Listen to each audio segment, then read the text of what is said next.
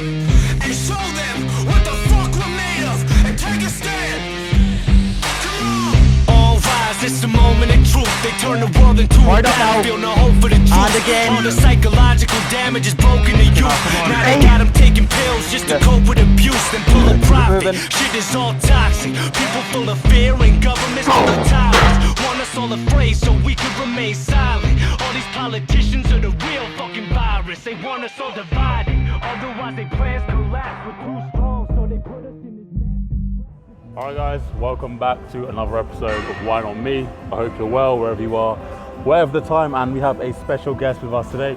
We just got done on the pec deck and my chest is already fried. We got the big man Khifie in today, and I'm at UltraFlex Durham. It's the first time I've been to this gym and it's incredible. Great, a lot of kit for us to try today, which I'm excited about. We're going to go through push, and really I kind of just want to, I think as I've spent longer in bodybuilding, I've kind of come away from the root of what I kind of started for, which is just that intense training. And this guy's like the epitome of that. He's kind of an inspiration because despite the trends and all the bullshit, he's just kept to his own morals, his own standard. It's very easy to get into all the bullshit online and social media. He's had his way and it's just working continuously. So we're gonna get into his training today and have some fun. So yeah, enjoy guys. Sir, okay? Yeah, good man. Abu, that big guy there with the black t-shirt, he was looking for that black belt. Oh, was he? Yeah. He's going everywhere for it. Oh, I think he's got another one to be fair. More warm up. Yeah, so that one for last kind of warm up, getting a little bit heavier. Next one, we'll take it all the way. But because we're at the very start as well, minimum 8 to 12. Cool. So I would never go under that. To be fair, even if I was going to do this at the end of my session, I would never go under a good 8 to 10 reps. Cool. Just because I personally believe on something like a fly, there's not really much point in doing sub 8 reps. Right. Because you're just really trying to send a crazy heavy weight, when the purpose of something like this is just to effectively put as much blood into the chest as possible, whether you're at the start of the session or the end of the session. Right. And like you'll know yourself, whenever you're trying to send a really fucking heavy weight, the majority of the time the focus is on just moving that weight, rather than what you're actually working. But if we do say one more warm up, then we can go into 2 works.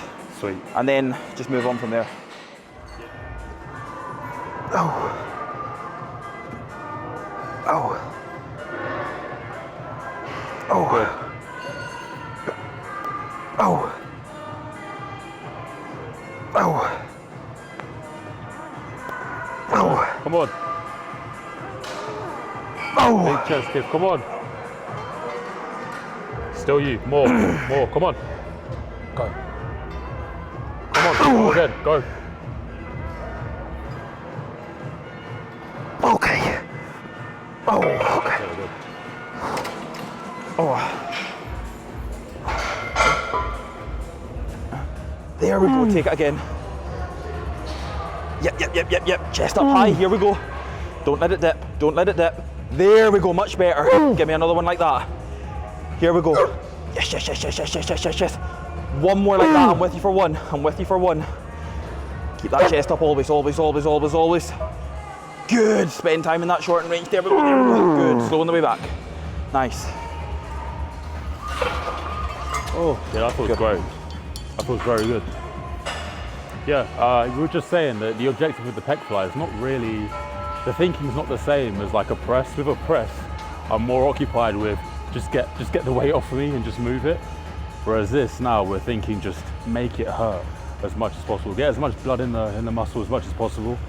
I think a lot of people probably think that's like rowy and all that shit, but it works. The proof is in the pudding. So yeah, today's gonna be fun.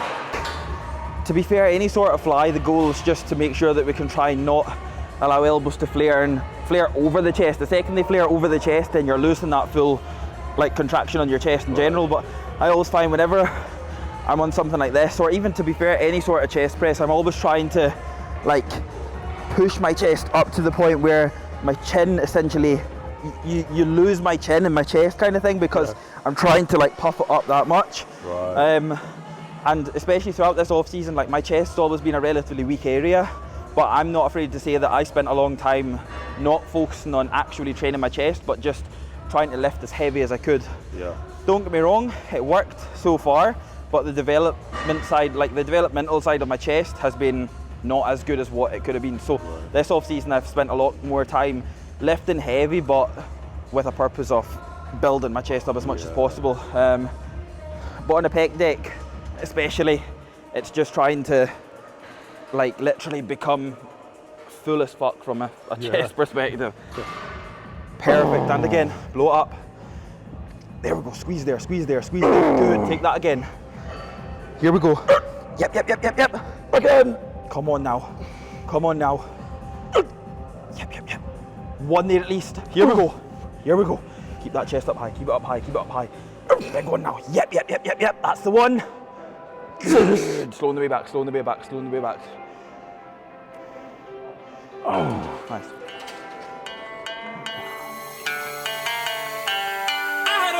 I had to run up a check. Wait, I had to get out of dirt. Oh God, I don't really need a flex. Gone, you been looking at next. Okay, Trinity, all I claim. Pressure all in my name. If they keep pushing out, they gon' see it. So let me just get my bag and I'll grab a band. Yeah, what to do is, let's get one band for this side, one band for that side, and 2 bands for the middle. Wicked. Okay? Again, just another 2 sets on this one. Yeah, I would probably look to, again, do upwards of between like 2 working sets on it. Cool. I wouldn't really push it any further than that just because of how hard it gets, especially if you're wanting to do another press. But because obviously it's a new machine as well, don't do a lot of reps on your warm-ups, just do more so like feeder sets, so couple of reps, and then you'll know where you're going to fall for a good set off between maybe 6 to 10 to begin. Sweet. And then what we'll do is we'll drop it off and we'll do like a back off and do 10 plus. Sweet. Yeah? Come on.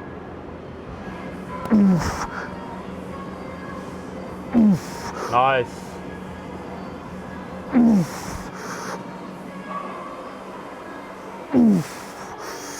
Come on, Kip, there's more there. Go. Good. Come on, just a little bit. Good. We're gonna go one more. We're actually gonna go one more. Come on, I'm gonna help you. Go. Finish it, Kev. Okay. Good. Oh, fuck. Oh. Good. This is where I also feel there's a big, massive, like, bridge to be gapped in that if you go by how you feel, you'll perform better longer term than having to worry about your recovery, pulling back in volume, what your rep ranges should be, what your weights should be. Because if you think about it, that looks fine on paper, that looks really good, right? That you're changing up volume, you're pulling it back, you're doing this, you're doing that. But if you go by how you feel, you'll work with your body, right? And it's you that knows your body the best, right? So if you come in and train and find you've got a logbook, I think a logbook should be used a lot in a fat loss phase for reference and not as a target, because if you're using a logbook as a target, especially the deeper you get into prep, you lose body fat around the stabilizing joints that hold weights up or hold weights from a pulling perspective or even a pressing perspective on the lower body. Then it becomes 10 times as hard to see that not going up the way. So if you use a logbook as a reference, then you can use it for exercise selection where you might fall in about your weights if you've got less experience. But when it comes to like a fat loss phase, and I have clients coming to me saying that they've lost reps here, they've lost reps there, and it's really disheartening and things like that, which when you're tangled up in a logbook, it is going to be disheartening. But the amount of times that I've had to turn around and tell people that that's not going to be detrimental towards your physique. And at the end of the day, your training program, your nutrition setup, your recovery setup, it's all worked around your physique. That's what matters the most. Reps in the gym don't matter. Weights in the gym don't matter, especially if you're a competition prep client. When you get on stage, the judges don't give a fuck how much you've leg pressed 2 weeks out, or how many sets you do in the gym, or what your recovery is like. They care about what you look like when you turn up. And losing a couple of reps here and there in the gym is not gonna be detrimental towards you turning up. You're not gonna look better doing 2 more reps versus doing 2 reps less. Absolutely. It's a hard one, but I always get it. It's just one of them things that I think if you've got a lot on and a lot of people have very demanding jobs outside the gym, which is fair enough. That's when, yeah, you should be working around people's volume a little bit differently. But if you're able to have everything spot on, which in a competition prep, you'll find that the majority of people will be able to nail their nutrition, have relatively good sleep, eat when they want to eat, regardless of their jobs, then stressing over a couple of reps less in the gym or pulling back on loads of sets. I mean, if you're training to all-out failure and you're training properly from an experience perspective, you're not going to be doing lots of sets regardless. Yeah. So I mean, what do you do when you're on one working set? Pull it back and do no working sets? Like, I think a lot of people are probably as well implementing things before their body's even told them that they need to. It's like, oh, I'm on a diet now, so less volume. Or no intensifiers because I'm on a diet now. Oh, I've woke up feeling tired today, that's it. You've had shit, I need to take a week off, I need to deload, I need to devolume, I need to do that. Like, show me that you can do it for a long period of time, then we'll look into making the smarter options. It goes back to training smart versus like training hard. Learn how to train hard first before sticking in these fancy machines and different like resistance profiles and things like that. I think that's a big one. I mean, I'm 10 years in and fuck, I'm still trying to send every single set in the gym. And 3, 2, 1. Okay. Yep, That's you. In. Big press. Good. Good. Big press, big press, big press. Good. Go again. Hard up now. And again. Big one, big one, big one. Get. Yep. Good. Awesome. Yep. That's you. Oh, it felt so heavy. Oh. I think from there, for a down set, we could come back to a plate and maybe a 15. Yeah. And I think what you'll notice is a massive drop off from that. Yeah. I tend to find that on something like a Cybex, you don't need to drop off that much to notice a big drop off in weight. Okay. Just because of how smooth the actual machine is. But then what you tend to find is, you can overshoot it by dropping off not like as much, and you can go, and then you'll all of a sudden just die. Right. But I think out of the Smith machines as well, like you say, like something like a hammer strength, probably a little bit heavier. This one just seems to get heavy so quick. Like you can be in such a good run, and you know how on some Smith machines it can get heavy, but you'll have another 3 or 4 reps there. Yeah. This one gets heavy, and then you just die. Fine.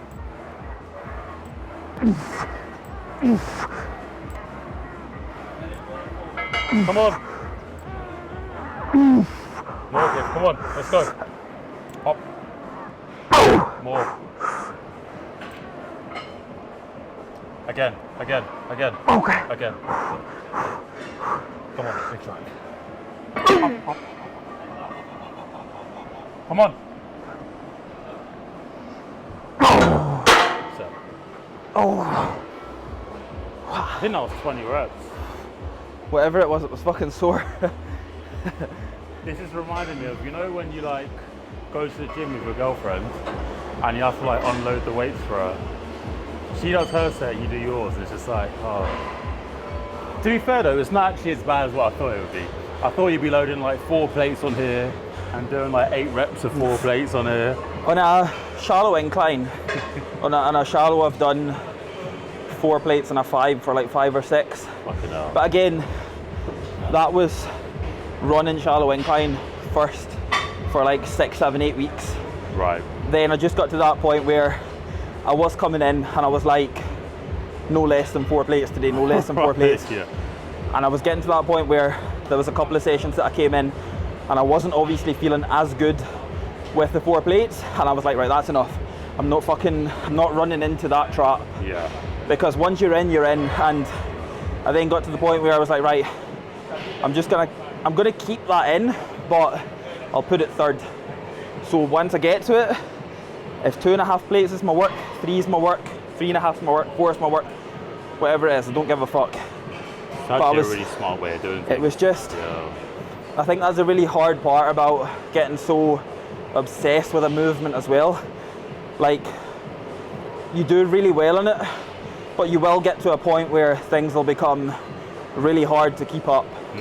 It's like on something like a deadlift, sending a top set of 6 reps every single week, you're going to just start declining on that. Right. So I think I must have got like maybe 5 or 6 weeks. I was on 300 every single week, trying to beat 5, trying to beat 5, trying to beat 5. And then I got to that point where I would do 5, 5, 5, 5, and then I would do 4, then I would do 4, and then I would maybe come in one week and it would be hard off the floor for 1. So it gets to that point where we have to also think from a strength perspective, what's going to help us get stronger? Staying at that top end weight or getting better at slightly lighter weights? Right. For speed reps, paused reps, things like that's gonna, like the force and the speed of a movement is gonna help you get stronger, rather than coming in and having one set of 5 to 8 every single week and having the same weight on every single week, and then you start going back the way. So it's just small reset and things like that. But like I say, going by feel, I'm not training the same every single session. Right. I like to enjoy training, so I'll come in and do what I want and train how I feel, add in drop sets, maybe do a little bit heavier this week for less reps and things like that. Again, I like to get strong in all rep ranges, so I want to know that I can do a set of 1 to 5 reps, but I also want to know that I can do 25 plus reps. Because I've seen you doing that recently with the deadlift, so you'll do things like pauses now, you'll do things like maybe you'll put deadlifts at the end of the session with 5 plates and go for like a very high rep set. Sometimes you might go for like a pause set, like it just depends on what's going on the day, but you want to get strong at all of them. And that's the thing, I want to know that I'm strong in all them rep ranges and variations. So then I'm not kind of putting a variation in and getting crumbled by it. I want to know that I'm good at that. And that's just a case of, again, going by feel, allowing for time. But like I say, enjoyment's a big part. If I came into the gym and never enjoyed it, I don't know, like, for me, training comes before bodybuilding. So I'll always bodybuild. I've got a big passion for bodybuilding, but it starts from training. So if tomorrow bodybuilding was never a thing, I would still show up at the gym every day. Yeah. Oh. Come on, squeeze the fuck out of the chest. Come on. Good.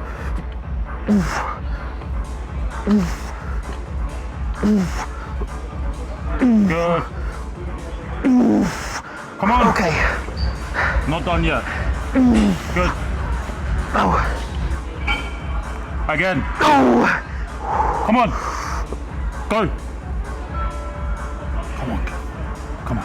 Okay. Good. Oh. Oh.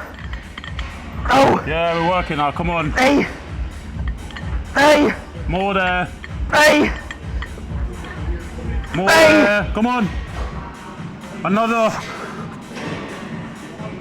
Oh, fuck. Good. Ah. Oh. Come on. Oh.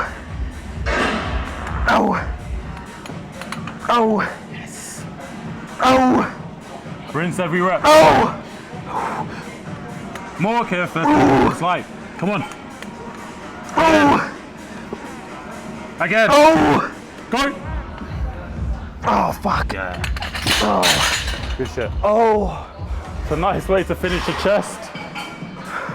You forget how disgusting triple drop sets are. Amazing. This is like history around it. It's amazing. I thought it was just a. What I thought they'd done is I thought they just like kind of bought old stuff and just put it in here, but it's actually original kind of kit, which is amazing. Yeah, I mean that's iconic, man. Yeah, it's got some good pieces in here. That's, well, original pullover and original blood and guts hack squat. Oh my god. Wow. A corner of history. Okay. Yep. Strong now. Here we go. Good. There we go. Nice. Big press. And again. And again. Hard up now. Yep, again. Good, good, good, good, good. One there at least. Big drive now, big drive now. Through the chest, through the chest. There we go, there we go, there we go, there we go, there we go. Good, perfect, perfect. Okay. Make this a big one, everything through the chest again. Make it work now, make it work. There we go, come on now. Yep, yep, yep, and again. Good, one more at least, one more at least. Big drive, big drive, big drive, big drive. Again. Come on then, let's see it. Yep, yep, yep. Okay, finish it off. Nice, awesome, awesome, awesome. Here we go. Okay. Yes, yes, yes. Now we work. And drive. Good, take it again. Yep, take it again. Good, come on now. Hard up. Yes, and again. Drive hard. Good, good, good. One more with me at least. Come on now. Yes. There we go, there we go, there we go. That's the one, that's the one. Yours on the way down, yours on the way down. Good man. Awesome. Perfect. Ooh. It's funny though, because I always end up coming back to these. Because and the reason being is they feel the best. Yep. Like cuffs on the cables allow me to progress the weight a little bit better and that kind of thing and move really well. But the pump that I get and the feeling that I get from a dumbbell is just crazy. Different. It's different, it feels weird, yeah. I think there's something to be said about actually gripping the weight and holding it. Yep. Yeah, and I also think when I first started training, I didn't have a cuff. Like I literally just done that. That's what I done when I first started training. And I moved on to the cuffs and all the other accessories with that shit. But I just think, yeah, it's an incredible movement, man. It's one of them things. We had a cable machine, but it was like, in the leisure centre there used to be this, like, there was like a under 16s gym where everything was like plastic weights and things like that. There was a cable machine that was just really light. And yeah, I mean as light to the point where if you were doing a side lateral, you would stack it. You would put the full stack of it. That's how light it was. So for me, I was drawn straight to the dumbbells for laterals and pressing and things like that. And if I'm being honest as well, I'll do a D-handle lateral. I train like chest and shoulder separate usually. So say I'm doing like 2 or 3 for side laterals, I'll do maybe a dumbbell lateral, cable side lateral, and say a machine lateral. But I'm always drawn back to a dumbbell lateral for that's the thing. anything. I favour that. If I had to choose one side delt exercise, it would be dumbbells. You can do so much with them. People just think that you can only do like one movement and that's it, and then when you're at the bottom you'll drop off all tension and things like that. Right. You can do so much with them. So many different, like if you're stuck to a cable machine, how on earth are you gonna add intensifiers into that, especially if you're yourself? There's so many things you can do with dumbbells that I think people just forget about. And I think starting with something and making a lot of actual gains and growth with something, if it's working, from my point of view, I think if something works, do not entertain anything else until you actually need to.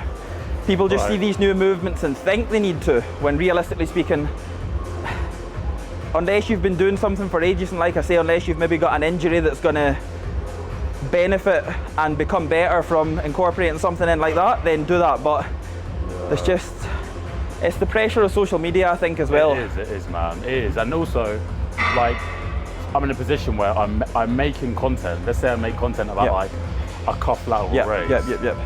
It's for the sake of content. It's not me saying you can't do this. It's not me saying you have to do a cuff lateral raise if you want your delts to grow.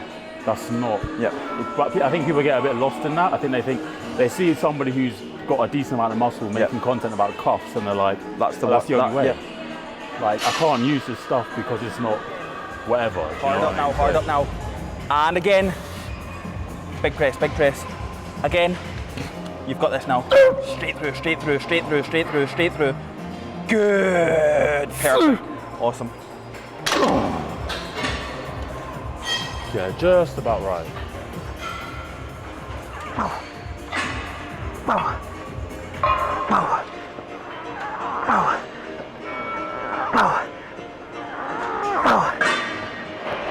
strong.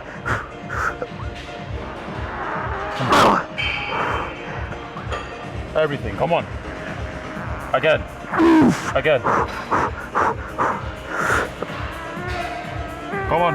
Go, go. Okay. Oh, fuck. Are you usually a fast-paced trainer, or do you take your time? Relatively slow. This is a little bit quicker than what I would normally try. You go, I go, you go, I go. Yeah. Normally I'll do my top set, take like 5 minutes, kind of thing. That's kind of how I've trained for quite a while now. It's quite slow paced. Are you normally quite quick with it, or? It depends what I'm training. If I was doing, say, legs or back or something like that, especially legs I'm taking maybe 4 or 5 minutes in between big pressing and things like that, squats, leg extensions and ham curls, a couple of minutes, I'll go back in. But to be fair, like even today's session, this is probably even a little bit faster paced than what I would probably even train at. Right. If I was myself anyway. Whenever Sarah's in, we'll do like me, her, me, her, me, her. And then say when we get to the top end sets, again it's a little bit different because we would usually do either chest or shoulders. So with that, I'm maybe doing like say 2 sets on a press each. So between them sets, I'm probably taking a decent amount of rest because they're at the start of the session, so I've got a lot more energy and I can lift a bit heavier. And obviously if I'm lifting heavier, then I'm taking a little bit more rest. But I think as well, through things like laterals and flies and things like that, I like it to be like fast paced. It's like 1 6 or 2 frees. It's both the same. Fast paced obviously is going to have you dropping the weight a little bit, but at the same time you can still put the exact same intensity and effort. And it's true. It shouldn't change the amount of effort that goes into the set. You might have to drop the weight a bit, but you're still training hard regardless. That's another one as well. Like whenever I program things for clients and they come back and say like, I don't have 2 hours to train. Like how am I going to do this amount of work in an hour? Well, it's like the simple part of that is we work with obviously movements that's going to give you a lot of bang for your buck, but at the same time you've just got to fucking decrease your rest time in between sets. And then they kind of crumble because they're like, oh well, I'm then not going to be able to do well in my sets and things like that. That's where, to me, mindset's a big part of that, because if you're setting disbelief on what you're able to actually put into a set, and I don't mean what you're able to do in terms of weights and that, but just from an effort perspective, if you're setting a lot of kind of, not limitations, but really in a way it is disbelief towards your effort, then you're just going to half-arse it. You've lost, and that to me is like everything. I think that's a really big part of training. Another there, come on now. Here we go, here we go, here we go. Get it short, spend time. Good.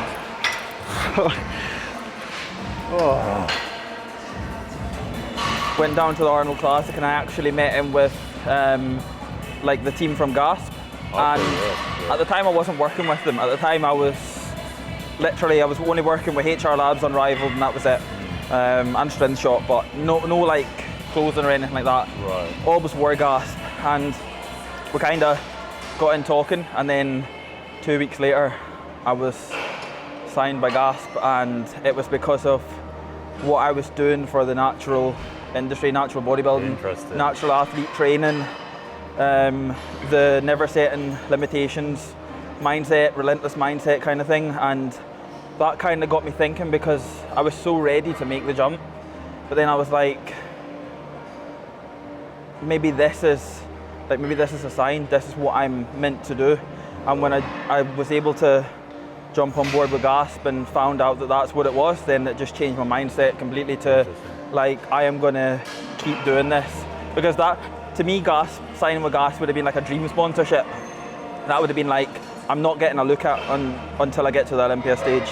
Like that's when maybe Gasp will look at me.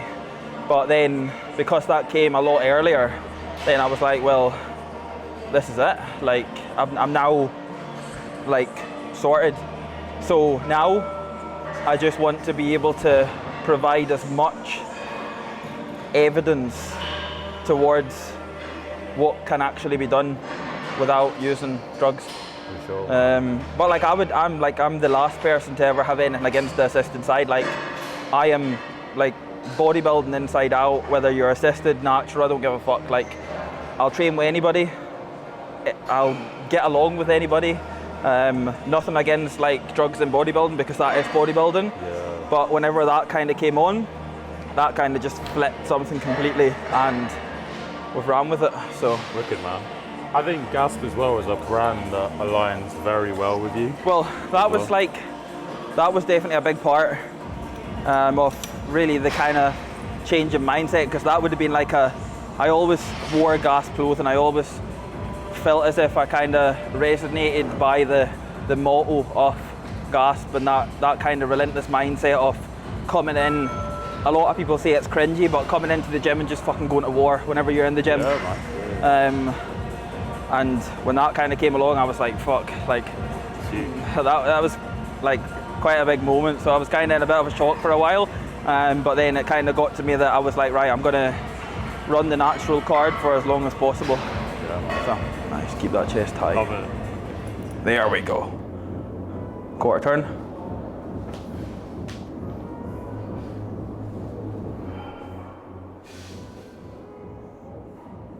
Yep, stay on the glutes.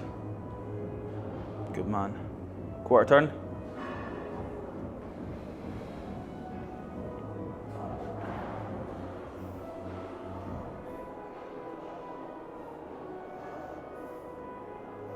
Yep, lean back ever so slightly. There we go. Really nice. Stay on glutes. Good man. Quarter turn. There we go. Stick these forward ever so slightly, and open these up a little bit more. Bring this out ever so slightly more, and then forward. There we go. Immediately you open up your peaks that little bit more. Right. Rather than... Yeah, the second that you come so in here, especially because you've actually got very good peaks, you want to be able to contract them really hard and open them up to the best that you can. So there's the part of being too close in or being too wide out. You want to just allow them to really open up to the point where you can see that full detail of your peaks, because your arms are that big. So use them as your advantage. Definitely, man. Yep, the arms are fucking, they open up so much. Okay, front lat spread.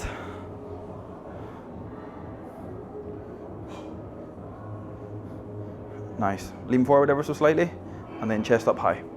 There we go. Awesome. Side chest.